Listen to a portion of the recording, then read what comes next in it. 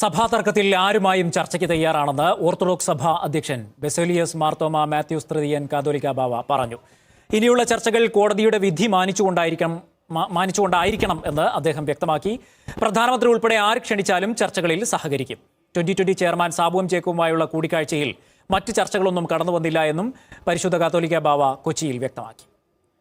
സഭയുടെ പ്രശ്നങ്ങളനുസരിച്ച് ഇതിനെ സംബന്ധിച്ച് ആരുമായിട്ടും ചർച്ച ചെയ്യാൻ ഞങ്ങൾ എന്നും തയ്യാറാണ്. ഒരു പ്രശ്നവും ഞങ്ങൾക്കില്ല. ഇന്ത്യയിലെ നിയമമാണല്ലോ സുപ്രീം കോടതി വിധി. അത് മാറ്റിവെച്ചുകൊണ്ട് എന്തെങ്കിലും ചെയ്യണമെന്ന് പ്രധാനമന്ത്രി പറയുമെന്ന് എനിക്ക് വിചാരമില്ല. മുനിസിപ്പൽ കോടതിയിൽ ചില കാര്യങ്ങൾ ശ്രദ്ധിക്കാതെ വരുമ്പോൾ അതിൻ്റെ വിധി ചോദ്യം ചെയ്യപ്പെടും. അത് ഡിസ്ട്രിക്ട് കോടതിയിലോ സബ് കോടതിയിലോ ഒക്കെ പോകും. അവിടെയും ശ്രദ്ധിക്കാതെ വരുന്ന കാര്യങ്ങളുണ്ടെങ്കിൽ സുപ്രീം കോടതി പോകും, ഹൈക്കോടതിയിലോ സുപ്രീം കോടതിയിലോ പോകും.